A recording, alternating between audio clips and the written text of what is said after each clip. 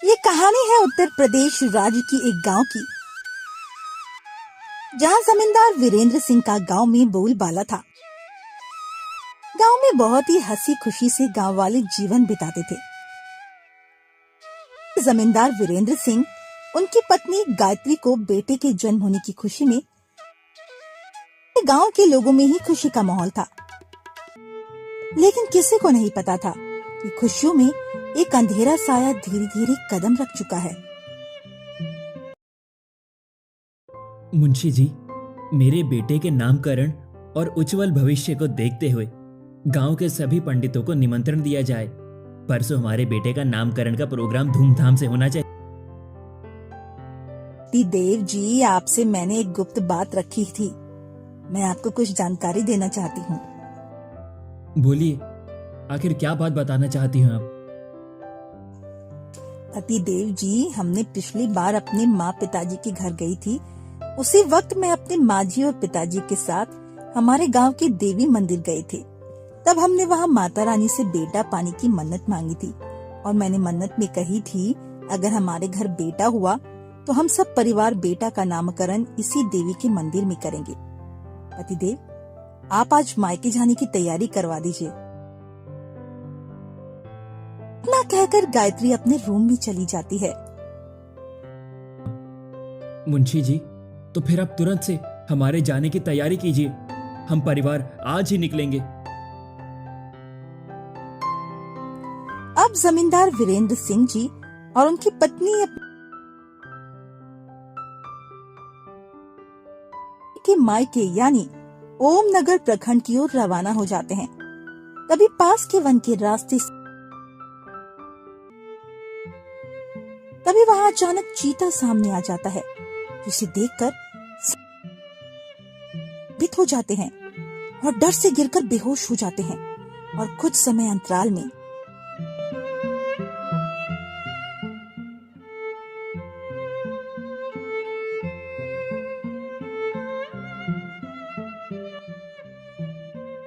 अरे वो बास को तो रोको।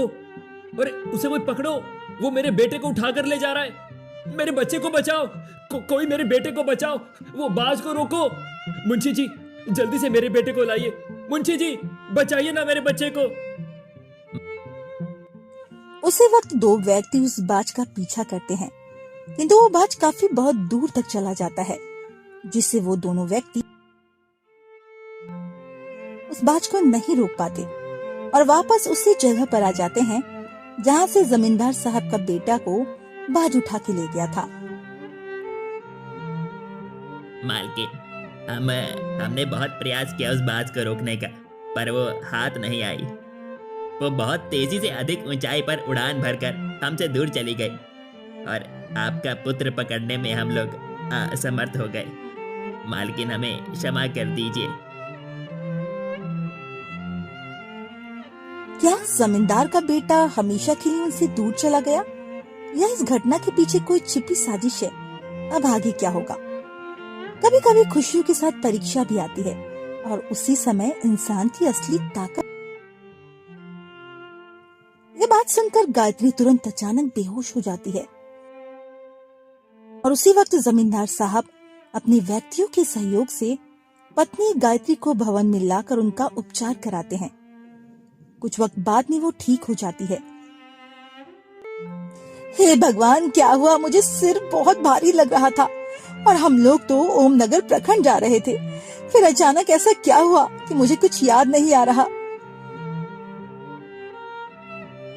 उसी वक्त गायत्री को सारी जानकारी जमींदार साहब देते हैं। क्या बोल रहे हैं आप? हमारे सुपुत्र को एक बाज उठा कर ले गया और हमारे आदमियों ने उस बाज को पकड़ा भी नहीं। क्या मुंशी जी, तुम तो इतनी फुर्ती वाले दिखते हो। तुम्हारे हाथ से वो बाज कैसे बच गया और मेरे सुपुत्र को कैसे अपने साथ ले गया? मालकिन, मैंने जैसे ही देखा कि सामने एक खूंखार चीता हम सब लोगों पे हमला करने वाला था। चीता को अचानक सामने देख सब लोग डर से बेहोश हो गए थे। तभी बाज भी मौका का फायदा उठाकर आपके पुत्र को उठाकर अपने साथ ले गया और उसके पश्चात हमारे आदमियों ने भी बाज का कुछ दूर तक पीछा तो किया, लेकिन वो तो एक पंछी है मालकिन, बहुत तेजी से उड़ान भरकर बहुत ही दूर चला गया। हे ईश्वर, ये क्या हो गया मेरे बेटे के साथ? मालूम नहीं किस स्थान में होगा वो, किस हाल में होगा, ना जाने। मुंशी जी, तुम अपने तमाम नौकरों के साथ वन में जाओ और पूरे वन के आसपास के जगहों में भी जांच पड़ताल करो, जल्दी। इस माँ ने अभी अभी बेटे को जन्म दिया था। कुछ ही घंटों बाद वही माँ अपने जीवन का सबसे बड़ा दर्द देखने वाली थी।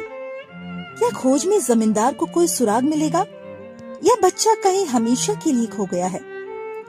दुख अचानक आता है, पर हिम्मत वही दिखाता है जो टूटता नहीं। जमींदार साहब के कहने पर मुंशी जी अपने नौकरों के साथ वन की ओर प्रस्थान हो जाते हैं। दूसरी ओर वो बाज उस बच्चे को लेकर काफी दूर तक आ जाते हैं। वहां उसे एक दूसरी बात देख लेती है। वो उसके चुपके चुपके पीछा करने लगती है। वन में एक जगह पर नन्हा बालक को देखकर दाना खाने की कोशिश करने लगती है। तभी दूसरा बाज जाकर उस छोटे बच्चे को छीनने के प्रयास में पहले बाज से बहस करने लगती है।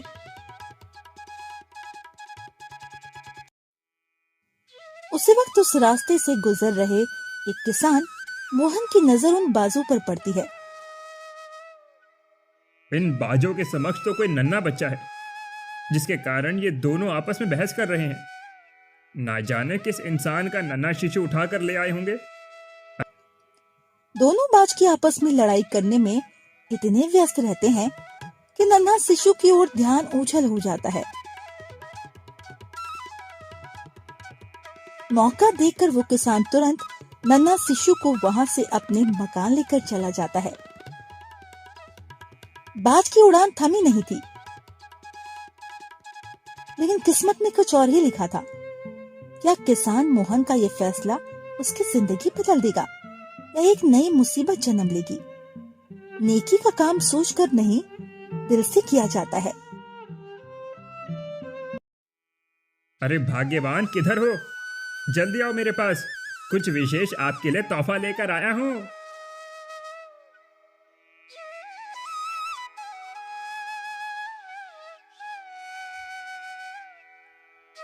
अरे क्या हुआ जी, क्यों हल्ला मचा रहे हैं? अरे कहाँ से किसका नन्हा बच्चा ले आए? कहीं आपने चोरी करके तो नहीं लाए? नहीं नहीं, ऐसा कुछ नहीं है। यह सब ईश्वर की कृपा दृष्टि है भाग्यवान। हम इतने वर्षों से एक संतान की इच्छा कामना करते थे। हो सकता है ये उसी का फल हो जो हमें आज। तो ये नन्हा बच्चा मिला कहाँ? ये तो बहुत ही सुंदर बच्चा है। ये किसान अपनी पत्नी को सारी बात बताता है और दोनों पति पत्नी फैसला करते हैं बच्चे की परवरिश करेंगे। सुनिए जी, अगर कोई इस नन्हे बच्चे की खोजबीन नहीं कर रहा तो हम इसका पालन पोषण करेंगे। वैसे भी हमारे घर का आंगन सूना है और ये बच्चा मुझे बहुत अति प्यारा लग रहा है। सही बात बोल रहे हैं, परंतु धीरे धीरे बोलिए, दीवार के भी कान होते हैं। और सुनो जी, ये जानकारी घर के बाहर नहीं जानी चाहिए और इस नन्हे बच्चे से संबंधित किसी भी व्यक्तियों से कुछ मत कहना। किंतु कोई व्यक्ति अगर इसे खोजते हुए हमारे घर आया तो हम बच्चा दे देंगे, और अगर कोई नहीं आया तो कोई दिक्कत नहीं, इसे हम अपना जीवन जीने का सहारा बना लेंगे। सुनो भाग्यवान, 2 महीना पूर्व हो गया, आज तक कोई आदमी इस बच्चे को खोजने नहीं आया। हो सकता है भगवान की यही इच्छा होगी कि बच्चा हमारे छत्र छाया में परवरिश करे, परंतु हम इस नन्हे बच्चे के साथ इस मोहल्ले में कभी रह नहीं सकते। हमें यह मोहल्ले को त्यागना होगा, कहीं दूसरे मोहल्ले रहने जाना होगा, क्योंकि मोहल्ले वालों को मालूम है कि हमारा कोई पुत्र नहीं है। अगर इस बच्चे को अचानक मोहल्ले वाले देख लेंगे तो कई तरह की बातचीत करेंगे। इस कारण हमें यह मोहल्ला त्याग कर दूसरे मोहल्ले जाना ही होगा। कभी कभी किस्मत किसी को वो देती है जिसकी उसे बरसों से प्रतीक्षा होती है, क्या सूरज कभी अपने असली परिवार से मिल पाएगा? माता पिता वही जो पालन पोषण करे, खून से नहीं कर्म से रिश्ता बनता है। अजी आप सही बोल रहे हैं, हमें इसे मोहल्ले में नहीं निवास करना चाहिए, जितना जल्दी हो सके चले जाएं। इतनी बातचीत के बाद किसान अपनी पत्नी और नन्हे बालक के साथ उस मोहल्ले से चली जाता है। छोटे से गांव के नजदीक वन के किनारे एक छोटा घर बनाकर वहां रहने लगता है। इस तरह का जीवन चक्र कुछ सालों गुजर जाते हैं और वो छोटा बच्चा अब बालक हो जाता है। दो रास्ते मिले और किस्मत ने कहानी को नया मोड़ दे दिया। बेटा सूरज, मैं दुकान जा रहा हूँ, कुछ खाने पीने की चीजें लेने जा रहा हूँ। तब तक तुम घूम आओ, आज वन से कुछ लकड़ियां ले आना। आज मकान में लकड़ियां। सूरज लकड़ियां लेने के लिए वन की ओर प्रस्थान हो जाता है। मुझे बचाओ, कोई है? मेरी मदद करो, कोई है क्या? जल्दी बचाओ। कौन हो आप और कैसे इस खेत में गिर गए थे? आपको इस घनघोर वन के नजदीक आने में भय नहीं लगता? मैं पास के ही गांव के जमींदार वीरेंद्र सिंह के छोटे भाई नरेंद्र नाथ का पुत्र हूँ। अब मैं बड़ा हो गया हूँ तो अपने खानदान के जमीन जायदाद का देखभाल आगे से मुझे ही करना है, इसलिए भ्रमण करने के लिए आया था, परंतु यहाँ फिसल कर गिर गया। लेकिन तुमने आकर मुझे बचा लिया। कहिए, इसके बदले तुम्हें इनाम में क्या दूं मैं? जो भी तुम कहोगे वो तुम्हें मिल जाएगा। ये इस गांव के जमींदार साहब के छोटे भाई के बेटे का वादा। अरे नहीं नहीं जमींदार जी, मुझे कुछ नहीं चाहिए। सूरज, क्या तुम्हें सचमुच कुछ नहीं चाहिए? हाँ हाँ जमींदार जी, मुझे कुछ भी नहीं चाहिए, बिल्कुल भी नहीं। परंतु मुझे तो कुछ आपसे चाहिए। मुझे क्या चाहिए जमींदार जी? मैं भला गरीब किसान का बेटा आपको क्या दे सकता हूँ? कहिए, मैं क्या दे सकता हूँ? मुझे आपकी दया भाव बहुत ही पसंद आई। मेरा दिल से विचार है कि आपसे दोस्ती कर लूं।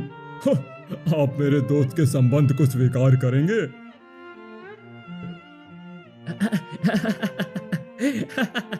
जमींदार जी, ये आप क्या कह रहे हैं? मेरी और आपकी दोस्ती भला कैसे हो सकती है? आप कहाँ जमींदार के बेटे ठाट पाट से नौकरों चाकरों के संग जीवन यापन करने वाले, और हम ठहरे गरीब किसान के बेटे जो 2 वक्त के खाने के लिए कड़ी मेहनत करते हैं। आपका और मेरा दोस्ती। ऐसा नहीं है सूरज। दोस्ती धन दौलत नौकरों चाकरों से नहीं, दोस्ती तो दिल से, व्यवहार से होती है। आप और मैं दोनों दोस्त अवश्य बनेंगे। अभी से ही आप मेरे दोस्त हुए, ठीक है? ठीक है, दोस्त हुए। मैं अपने दोस्त को अपने भवन में बुलाकर उसकी दया भावना का छोटा सा तोहफा देना चाहता हूँ। इस कारण तुम्हें कल सवेरे ही मेरे भवन में जरूर आना होगा। मना मत करना। क्या ये दोस्ती 2 जिंदगियों का सच उधेड़ देगी, या दोस्ती बरकरार रहेगी या टूटेगी? सच्ची दोस्ती दिल से होती है, हैसियत से नहीं।